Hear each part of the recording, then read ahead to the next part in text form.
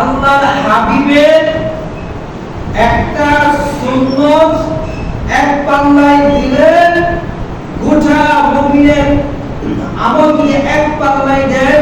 যত সাহাবী আছে, যত পীর ফকির গাউস ওলি আছে, সমস্ত সাহাবী এবং সমস্ত ওলি আল্লাহদের নেককার বান্দাদের যদি এদের সওয়াব যদি এদের নেকগুলো এক পাল্লায় দেন, আর রাসূল পাক সাল্লাল্লাহু আলাইহি ওয়াসাল্লাম একটা সুন্নাত এক পাল্লায় দেন, বলেন তো কোন পাল্লাটা ভারী হবে? রাসূল পাক সাল্লাল্লাহু আলাইহি ওয়াসাল্লামের সুন্নাত আর আমলটা ভারী হবে। আর এটি হচ্ছে আহলে সুন্নাত ওয়াল জামাতের আকীদা। আর আল্লাহ হাবিবের একটা ক্ষুদ্র সাহাবী, একেবারে ছোট্ট একটা সাহাবী, ক্ষুদ্র অনুপম, যদি আপনি একেবারে ক্ষুদ্র বলেন, এই ক্ষুদ্র সাহাবী নেক আমলটা আর পৃথিবীর সমগ্র ওলি আল্লাহ যত গাউস কুতুব রয়েছে সমস্ত সকলের আমল যদি একসাথে করে যদি একটা পাল্লা দেন, আর আল্লাহর হাবিবের সাহাবীদের ক্ষুদ্র সাহাবী নেক আমল এক পাল্লা দেন, বলুন কোন পাল্লাটা ভারী হবে?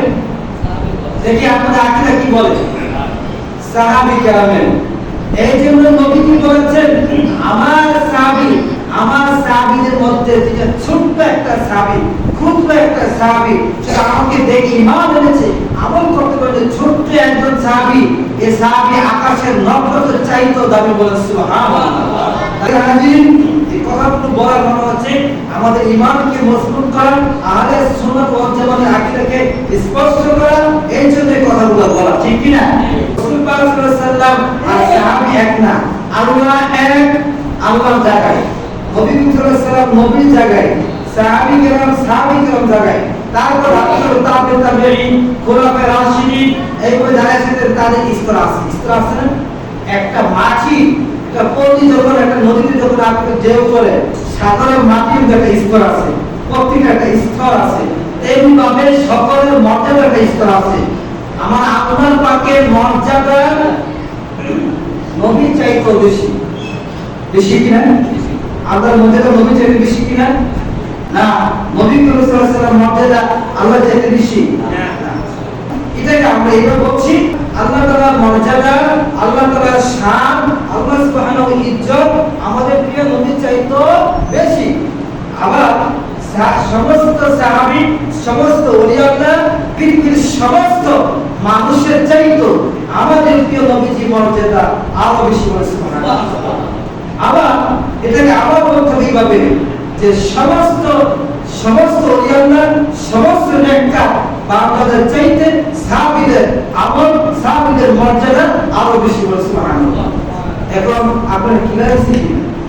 এগুলো আমাদের ক্লিয়ার করা দরকার। অনেক সময় আমরা লাভ আর ক্ষতিটা একই কথা পেশা রাখি না। আল্লাহর হাবিবের মর্যাদা অনেক বেশি, সাহাবী চাইতে বেশি। যে আল্লাহর হাবিবের সাহাবীরা যুদ্ধের সময় যুদ্ধ করেছেন, নামাজের সময় নামাজ পড়েছেন, কাফেরদের বিরুদ্ধে ঠিকই কঠোরভাবে ভাষণ দিয়েছেন, তোমরা তাদেরকে দেখতে পাবে তারা নামাজ অবস্থায় এসেছে, কখনো নামাজ অবস্থায়, কখনো সিজদার অবস্থায়, কখনো যুদ্ধের হালত অবস্থায়। সুবহানাল্লাহ।